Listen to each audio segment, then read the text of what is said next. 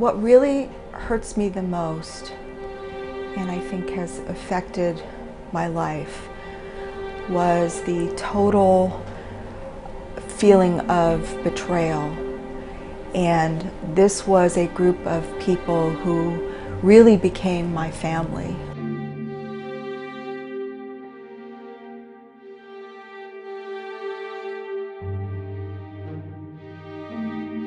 What I want America to know, when you stand up for what's right and you do the right thing, that I'm not sure one could be ever prepared for the path that it takes you down.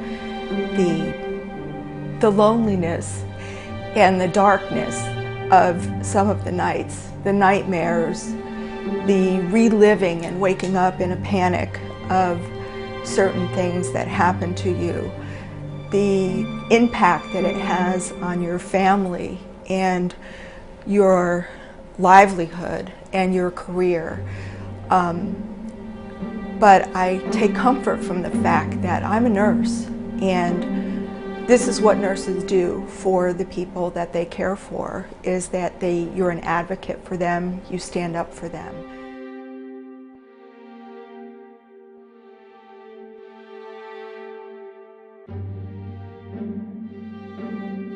What I would like to see is this to never happen to another nurse at the university again. I would like to see something positive come out of this, that nurses will be supported when they come forward for their patients, and that the university finally do the right thing and admit that they made a mistake and make sure that this never happens again to any other nurse that works there.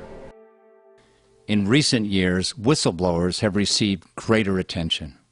Time magazine made 3 whistleblowers its Persons of the Year in 2002 in honor of their exposing scandals at Enron, the FBI, and WorldCom. But for many whistleblowers, a recent New England Journal of Medicine study showed whistleblowers pay a tremendous personal cost for their disclosures, and almost 82% of them experience retaliation from employers, including being harassed, blackballed, and fired. In addition, whistleblowers face social ostracism from coworkers and undergo stressful psychological strain. As Mark Twain once wrote, "Character is doing the right thing when nobody's looking." There are too many people who think that the only thing that's right is to get by, and the only thing that's wrong is to get caught. In this new Insider exclusive Investigative Network TV special, A Whistleblower's Nightmare, Janet Fulton's Story, our news team goes behind the headlines with Mary-Alice Coleman of the law offices of Mary-Alice Coleman and Lawrance Bohm, the Bohm Law Group, as they represent Janet Fulton in a classic David versus Goliath whistleblower retaliation wrongful termination case against the University of California Regents. Janet Fulton has always said the only ethical principle which has made research possible is that the truth shall be told all the time. If we do not penalize false statements made in error, we open up the way for false statements by intention. And a false statement of fact made deliberately is the most serious crime a researcher can commit. Janet, a registered nurse for over 30 years, had already been a nurse research coordinator with UC Davis for over 9 years when she started work with the Community-Oriented Pain Management Exchange, otherwise known as COPE, in April 2006. The organization was created to conduct pain management research in California prisons and was a joint effort between UC Davis, the California Department of Corrections, and the Correctional Medicine Network at UC San Francisco. It was her dream job, and not long after her hire, her husband, Ken Kaiser, was also hired to provide IT services for the COPE project.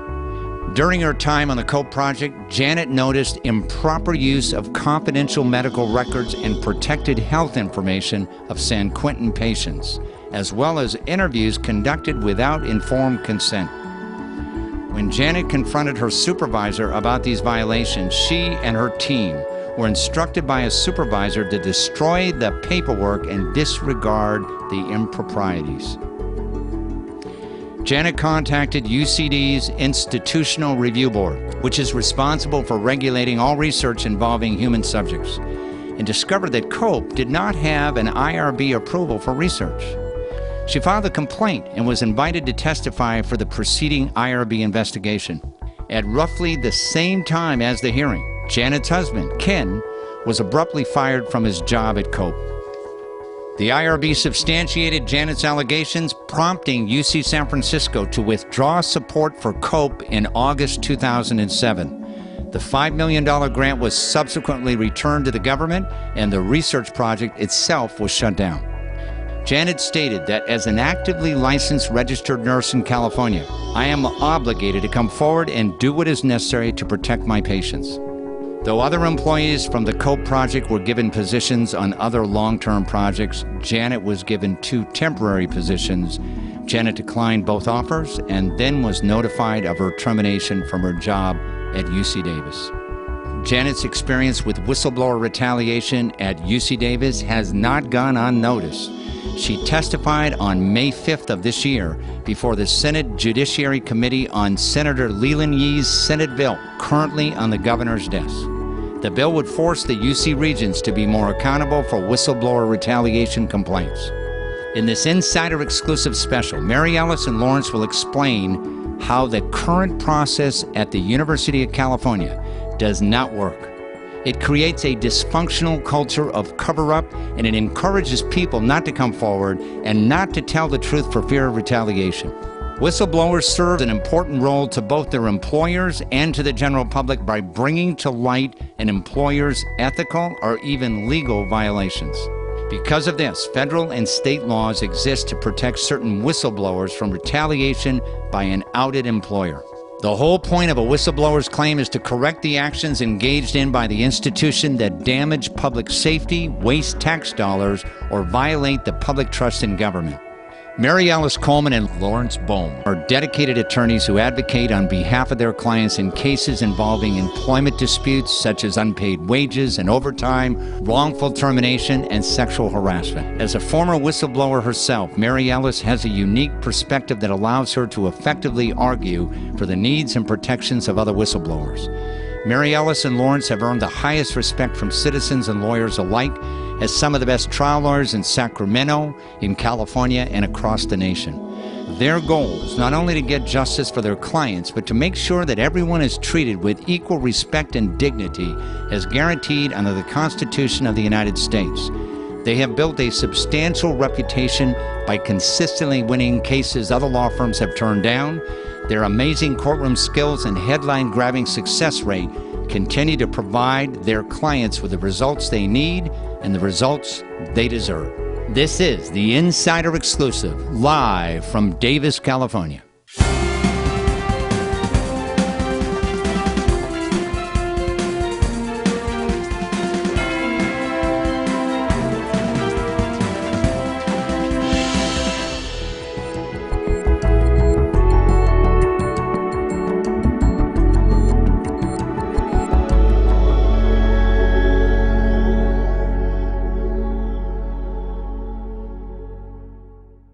It is my great pleasure to introduce Mary-Alice and Lawrence to the show.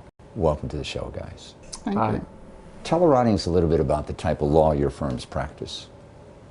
Well, both Mary-Alice and I are participating members in an important association called the California Employment Lawyers Association. And that's a group of attorneys statewide, like Mary-Alice and myself, who represent workers. Not the companies, but the workers, and trying to make sure that workers are not abused or taken advantage of in violation of the law. Both of you have kind of a little bit of a specialty with whistleblowing cases, don't you? Right. Definitely. Yeah, and we're going to talk about that because that's why we're here today. We're here to talk about your client. Tell our audience a little bit about your client. Well, our client is Janet Fulton. Yes. She was a doctoral student at the University of California, Davis, and was employed at the time she was in the program as a research nurse in a project called the COPE Project. And the COPE Project was doing research on prisoners, and in the course of beginning her work, Janet realized that there were some problems with the research project and started looking into whether or not there were some compliance problems. Right. Now, Janet is a registered nurse. Yes. I understand she also has her PhD now. She now has her PhD. What were some of the problems that she discovered in this COPE program?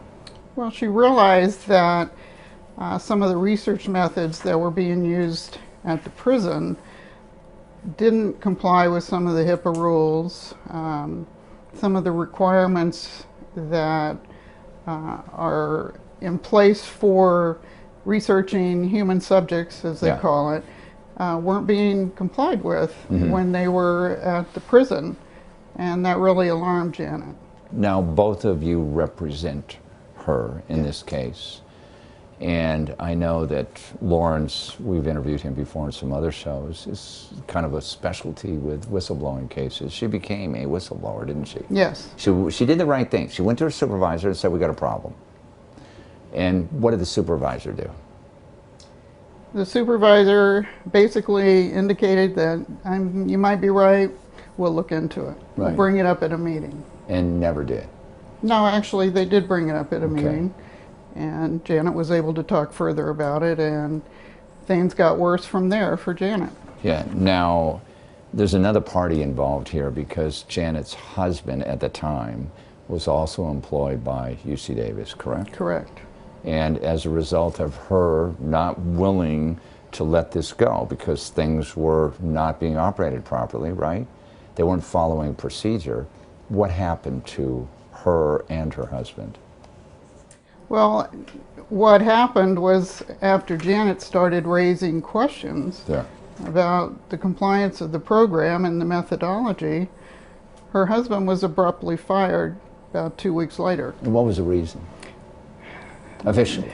Well, officially, they didn't really give him a reason, and we've tried to explore that since then, and we believe that it was in retaliation for Janet bringing up these issues, Right. and they tried to get to her and punish her by firing her husband. Right. I think it's important to realize that this COPE program, they weren't following the procedures, but as a result of Janet's information, eventually the COPE program was disbanded, wasn't it? That's correct. It ended. That's right. And the people that were associated with it were all given other jobs in the UC Davis system, correct?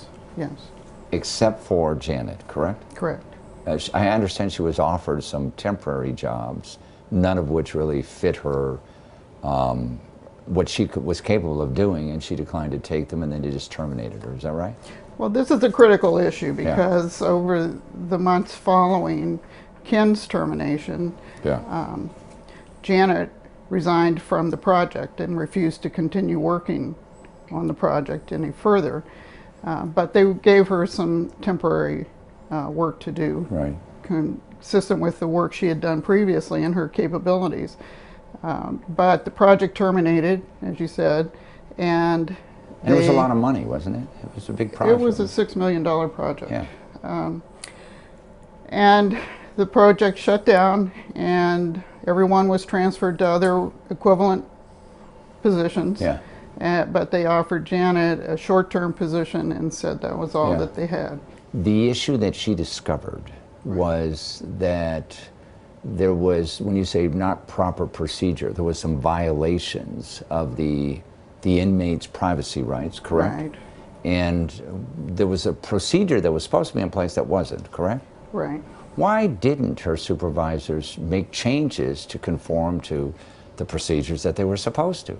Well, this is a very interesting point you're making because the project manager or the project investigator, who was a medical doctor, contends to this day, even when we deposed her recently, that it wasn't a research project, and therefore that she did not need to comply with those particular rules. So basically they're kind of covering their you-know-what, correct? As to the changes they know should have been done and weren't, right? She still contends they weren't required to do that. This case is scheduled to go to trial next month, isn't it? Yes. June 30th, is that Correct. right? That's correct. And I understand, what are some of the legal strategies that you as a force here are going to utilize to try to win this case? Well, one of the things we focus on very successfully is the idea of a protected activity. Yeah. This is a very special concept in the law. And you know, when you talk about a whistleblower versus somebody who was wrongfully discharged, sometimes there's not a lot of difference. Yeah. It's about whether they were protected by the law. And Janet Fulton is every lawyer's dream come true for a whistleblowing plaintiff. She complained in writing.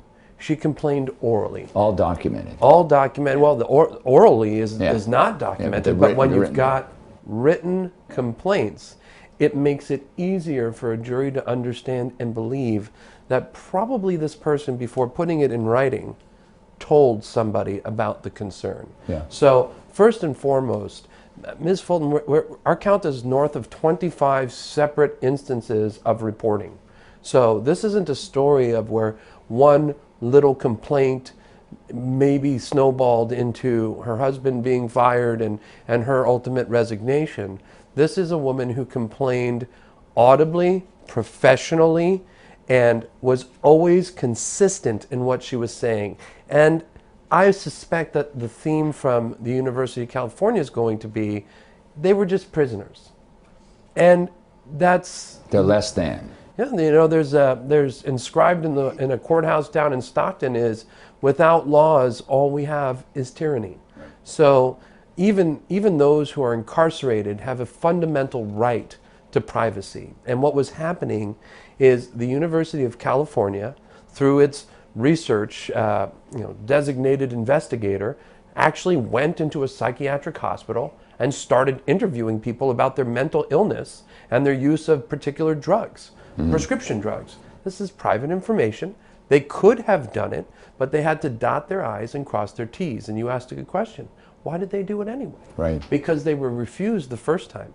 Were they? Oh yeah, they But applied for. This was a program that was designed to do this kind of research, wasn't it? Yes, Yes. but you still have to.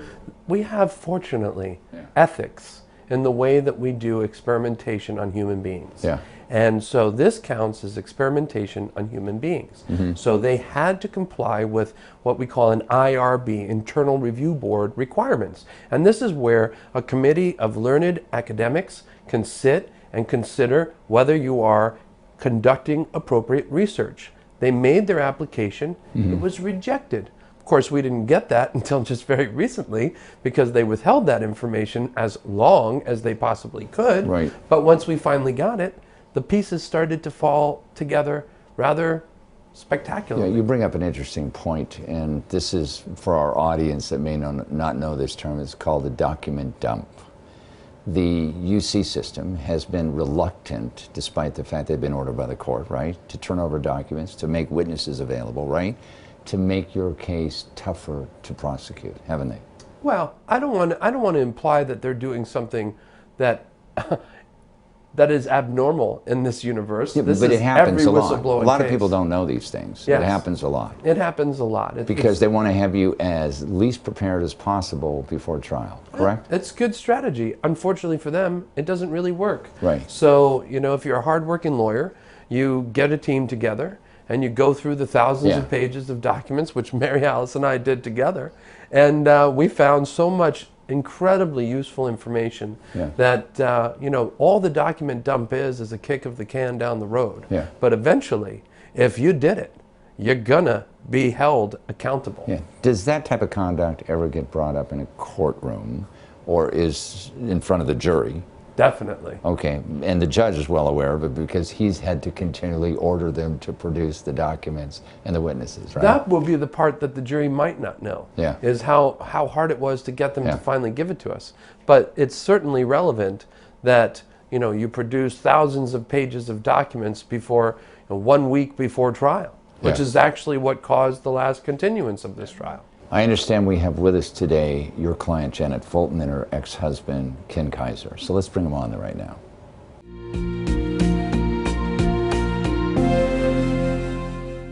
It It is my great pleasure to introduce Janet Fulton and her ex-husband, Ken Kaiser. Welcome to the show, guys. Thank you. Thanks. It sounds a little unusual when I say ex-husband because as a result of this case, one of the things that affected you guys personally was you ended up getting divorced, right? Yes. And yet today you are here in support of your ex-wife. Yes. That's a little unusual. It's very, courageous of you to do so. And tell us, what went on personally, how this affected you. As a result of being terminated. Yeah. You got fired, basically. Yeah. My life was disrupted, of course. Yeah. Our life was disrupted. It was a great stress on me and Jan. We were working on a project which had lots of value, both to the university and the community of research, but also it was a good bunch of people to work with generally, and we found satisfaction in it. It was technically interesting and I guess academically interesting in Jan's case. So when terminated, I had no work for a short amount of time, and naturally that causes some financial stress. But it was disruptive. It's not comfortable being let go suddenly with no cause given. Yeah, and you both realized that it is as a result of her being a good citizen, a whistleblower, that they were retaliating against you. Is that correct? I believe so. Okay. Does the question ever come between us where, why did you stand up for this? Why did you say this? And as a result, I lost my job, and now you've lost your job. Did you ever have that discussion between each? Yeah, a bit. Yeah, but I'm sure Yeah, when you're home at night, Yeah. and you're talking about this, you're saying, and you honestly believe, and that's why we're here today, is you stood up for what was right. Well, I think it's as a responsibility as a nurse. Yeah. And part of the California Nurse Practice Act, and part of being a nurse is standing up for your patient. Yeah. And I don't think I'm unusual. I think that this is what nurses do every day. Yeah. And so for me, there was no other choice because, people that were under my care, in other words, whether it be prisoners or anyone else, I have a responsibility as a registered nurse to stand up and to use my chain of command to go up the rank of supervision or management to make them aware of what was going on. And that's what I did. Did you ever dream that this would end up with your husband getting fired and you getting fired, basically, terminated? No, Never. absolutely not. Never in your wildest dream? No, I think I trusted the system. Yeah. I believed in the whistleblower protection posters and the information that we were given by email and through the institutional review board education that we were given. Yeah, we all got brief training in doing the right thing and the issues ethical issues involved with research.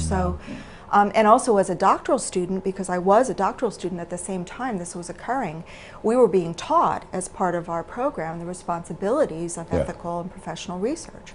So, so to me, and actually if I was placed in the same situation that I was, 5 years ago, I would do the same thing because it's what nurses do. How has it affected you career-wise now? You sued your former employer. It's been going on for how many years? 4 years or something like that? 5 years.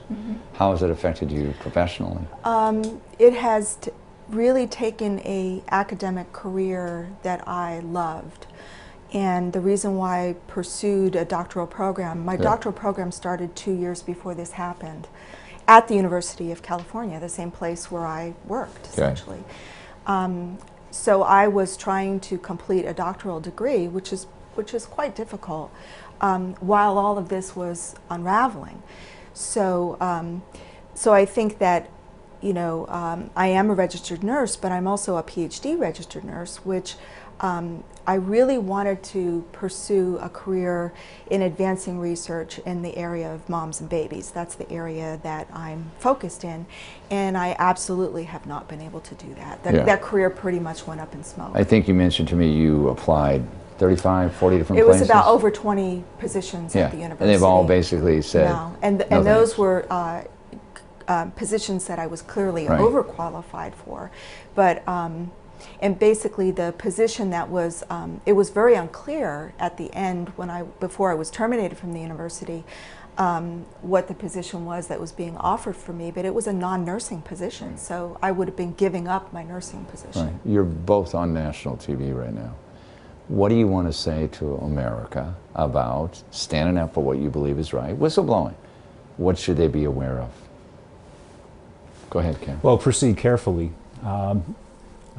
Take some notes, keep some records of what's going on, because as the process unfolds, no matter what the procedures, what the institution's processes are, you need to document everything that happened and everything you do. You're going to need it. And especially to hold the institution accountable for it. The institution probably has some policies. A research institution will have policies on things such as whistleblowing. Right. And it's important to hold the institution to those policies, to watch the time frames, to be sure you file the paperwork properly and keep at it. Right. Not just report something once and let it go, but to pursue it.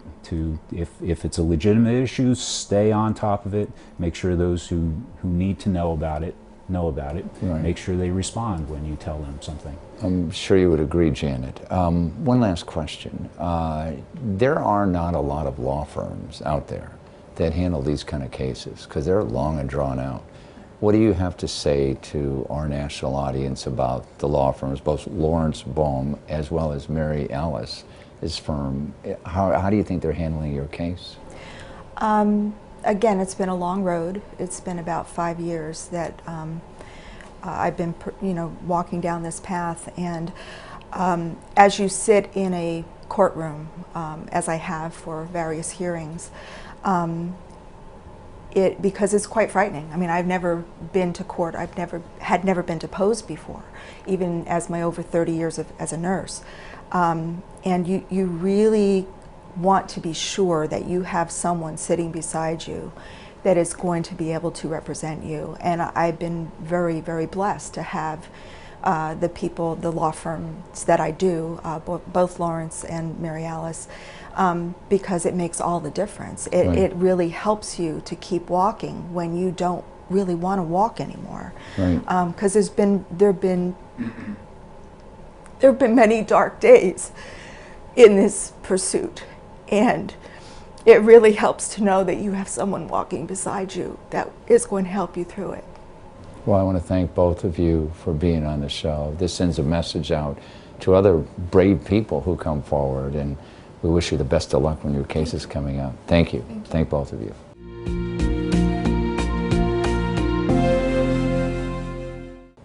Talk a little bit about retaliation. People want to do the right thing, don't they? Well, like the story you just heard. Yes. When people are mistreated in their work, it causes devastating financial and psychological harm. You might be married for 5 years and your marriage falls apart and you're crushed. When you work somewhere for 12, 15, 20 years and you're terminated under false pretenses or forced to resign because they're not respecting your rights, that is the kind of emotional blow that I think, some people know and have experienced and others can imagine. And these are borne out in the verdicts. These cases are frequently millions of dollars, not for the financial loss, but for the betrayal, the mortification. And I want to point out, and you know this better than anybody else, almost every person who walks into your office who's been wrongly treated, retaliated against, they don't do it for the money. They do it because their reputation has been ruined. They have been thrown under the bus, if you will, right? I'll give you a partial agreement only because, the big stick here is money. In that they take away the other side of the lesson. Right. They take away that money. Right. And that money, when you don't have money, life is hard. Yeah. And it's stressful. And that's part of that psychological clamp. We probably don't see a lot of people who have been the victims of whistleblowing because they land on their feet. Right. Because they don't have a financial loss that's very significant, and they aren't feeling particularly motivated to open up their entire personal life. For everybody that's watching this show, what protections does a person who is retaliated against by their employer, what protections do they have? They have a lot of protections, but their protections start with their pen. They have to write a complaint. You can do it orally, but do it in writing, and make sure that your writing is known to have been received. How would they do it in writing? Would they send an email? Is that the best way to document? The best way to document, in truth, is handwritten, typed on your computer, signed on the bottom, dated, delivered with a copy signed by the person that you gave it to. If you want to know what's the best way, Like that's FedEx the best or something way. like that? FedEx is fine because somebody signs the air bill. Certified mail is great. That's also okay because you can put the article number on your letter and keep track. But the idea is, in every whistleblowing case I have ever worked, they deny the majority of those protected activities, that they never even happened. Right. Johnny never told me that we were illegally dumping hazardous chemicals. That's the defense more often than not. So if you can document it, you're already halfway there. Yeah. One final question for both of you. How do you select your clients and the cases that you represent? Well, that's a really good question, and I was actually just asked yesterday if I take every case that calls into my office, and the answer is absolutely not.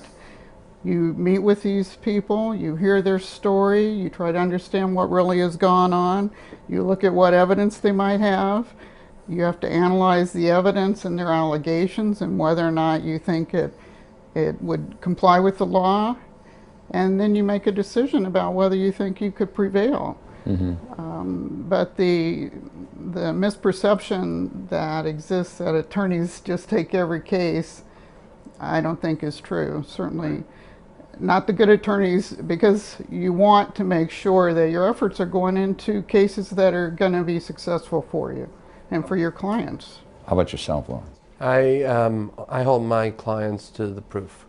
You come to see me, at first I'll believe you.